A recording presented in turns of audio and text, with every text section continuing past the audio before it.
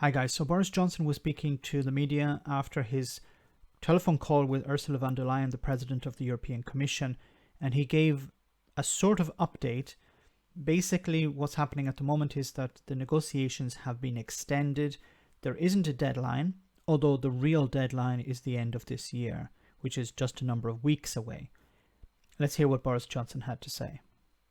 Well, I've just talked to Ursula von der Leyen and updated the cabinet about the contents of the call. And the idea was that when we went out on Wednesday, the hope was that we were going to be able to finish things off on today if there was a deal to be done. As things stand, and this was basically what Ursula and I agreed, I'm afraid we're still very far apart on some key things. Okay, but why are you far apart? Wasn't the idea that you and her would speak to seal a deal? But where there's life, there's hope. We're going to keep talking to see what we can do. The UK certainly won't be walking away from the talks. I think people would expect us to go the extra mile. I repeated my offer, which is, if it's necessary to talk to other capitals, and I'm very happy to do that. That was an offer. So, okay, if you're not familiar, Boris Johnson wants to talk to Angela Merkel, the Chancellor of Germany. He wants to talk to Macron, the President of France. But that's not how it works, Boris. You speak to Ursula von der Leyen, and your team negotiates with Michel Barnier. You can't go to running off to Germany to try and negotiate something with Germany. That's not how it works. I know for some Brexiteers, they seem to think that's how it works. No, you're negotiating with the EU. You're not negotiating with member states. Now, you can meet with member states to understand their concerns, but at the end of the day, the negotiation is between you and the EU, not you and Germany, not you and France.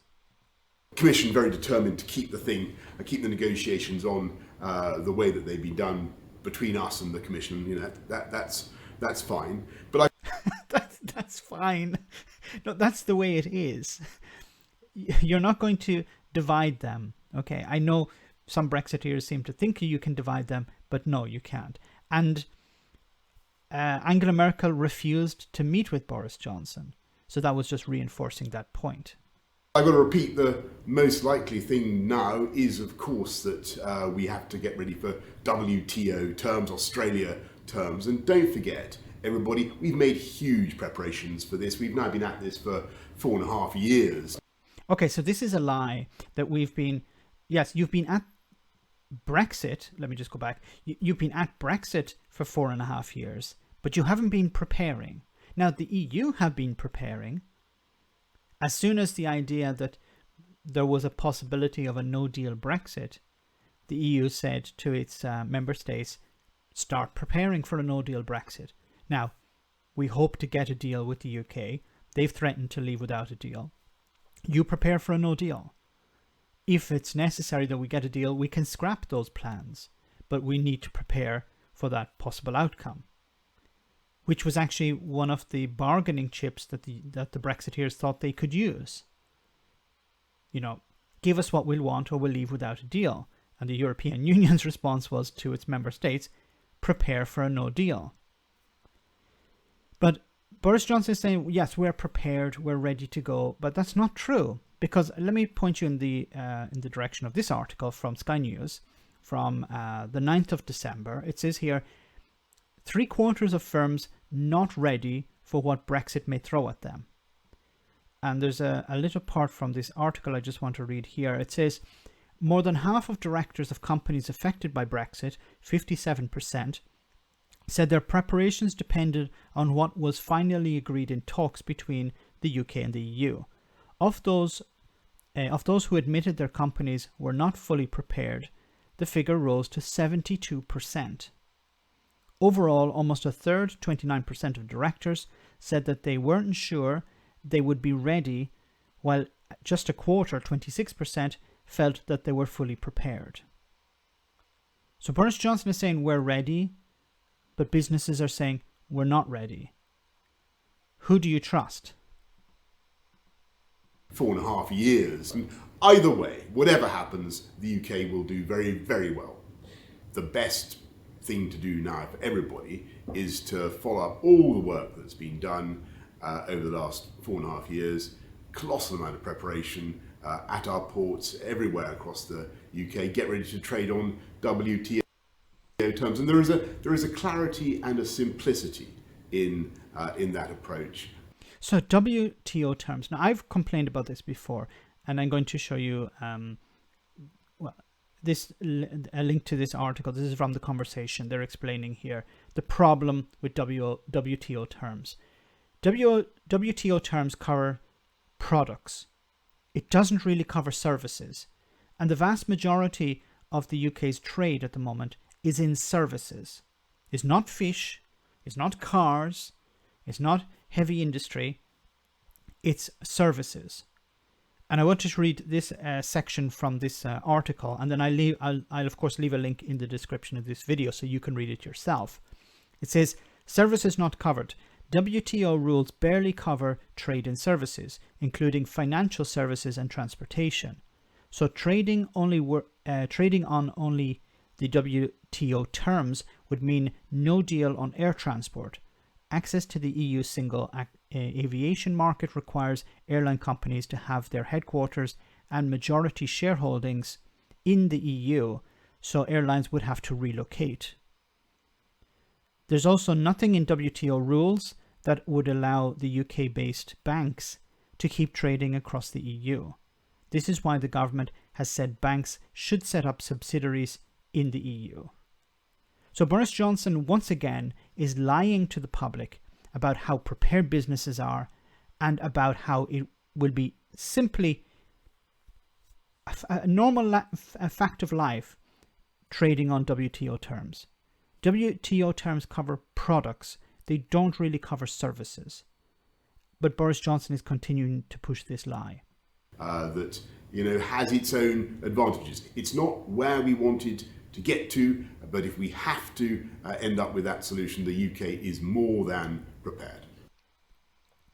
Neither the government is prepared, businesses are not prepared, no one is prepared, or very few people are prepared.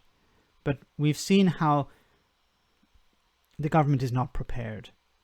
The ports have been complaining about not having sufficient resources, not being able to plan correctly, and we've also seen problems, and I've uploaded videos about this, for example, regarding software that businesses will need to use that isn't ready yet, hasn't been tested, and in some cases will only be ready weeks after the 1st of January.